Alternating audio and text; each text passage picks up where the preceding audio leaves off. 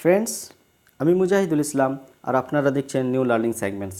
New learning সেগমেন্টসে আপনার সুস্বাগতম। ফ্রেন্ডস, আগের মতোই আবার আপনাদের সামনে নিয়ে হাজির হলাম আর একটা ভিডিও হ্যাড টুকে বেস করে পাস্ট টেন্স টু হ্যাভ ভার্বের উপরে। আসুন এই ভিডিওটা স্টার্ট করার পূর্বে আমি কয়েকটা কথা বলে নিই। বন্ধুরা, হ্যাজ টু আর হ্যাভ টুকে বেস করে আমি স্টার্ট করেছিলাম। হ্যাজ টু আর হ্যাভ টু এটাকে আমি কয়েকটা ভার্ব, যেমন ভার্ব টু বিকে উপর বেস করে করেছিলাম, আর to be, present, past and future. ঠিক তেমনি ভার্ব টু হ্যাভ এর উপরে বেস করে আমি আবার প্রেজেন্ট, পাস্ট অ্যান্ড ফিউচার এই ভিডিও শেয়ার করতে চলেছি।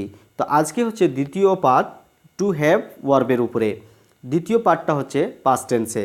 তো আসুন এই সেন্টেন্স স্ট্রাকচারগুলো জেনে নিই। সর্বপ্রথমে আমরা তৃতীয় লাইনে দেখতে পারবো সাবজেক্ট, এসইউবি, সাব অর্থাৎ সাবজেক্ট। এখানে সাবজেক্ট সিঙ্গুলার হতে পারে অথবা প্লুরাল হতে পারে। Plus had to, singular subject হলেও হ্যাড টু হবে, প্লুরাল সাবজেক্ট হলেও হ্যাড টু হবে। তারপরে সব ক্ষেত্রেই হ্যাভ হবে, তারপরে নাউন হবে। দ্বিতীয় যেটা স্ট্রাকচার হচ্ছে ঠিক তেমনি সাবজেক্ট হবে, হ্যাড টু হবে, তারপরে হ্যাভ হবে, তারপরে অ্যাডজেক্টিভ, তারপরে নাউন। বন্ধুরা, এর মানে হয় কি যে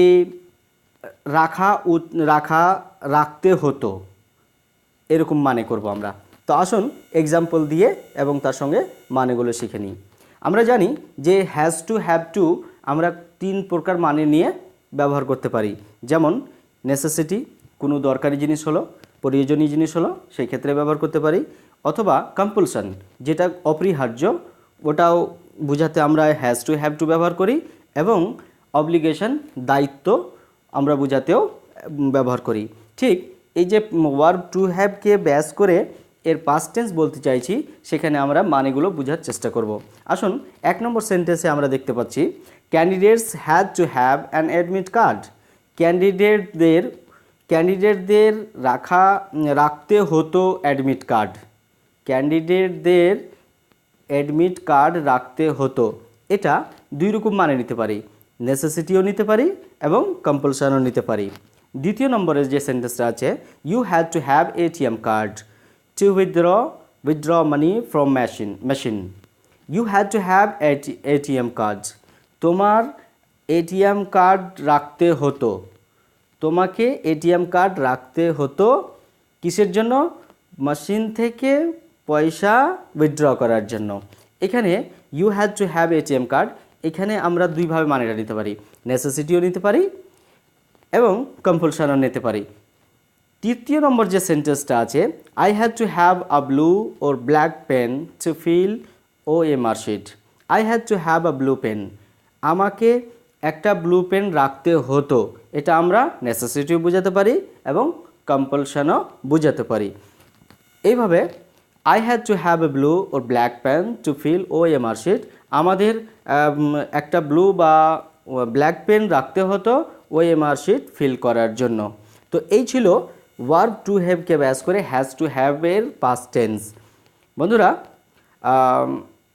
এই ভিডিওগুলো আমি আমার নিজের শেখার জন্য শেয়ার করি আপনাদের সঙ্গে।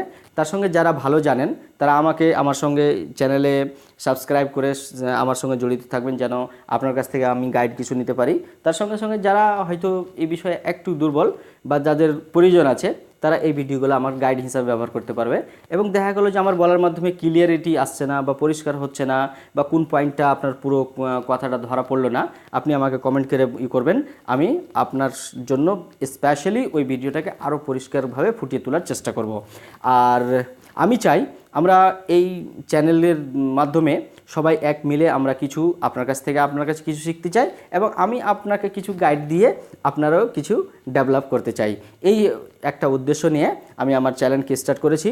আশা করি আপনারা চ্যানেলের যে ভিডিওগুলো শেয়ার করে আপনাদের পছন্দ হবে, আর পছন্দ করার সঙ্গে লাইক শেয়ার করবেন, বন্ধুদের সঙ্গে আরও বন্ধুদেরকে জোড়ানোর চেষ্টা করবেন, যেন আমরা বিশাল একটা প্ল্যাটফর্ম তৈরি করতে পারি। এই নিয়ে আজকে আমার ভিডিও ইতি টানছি। Thank you very much for watching this movie.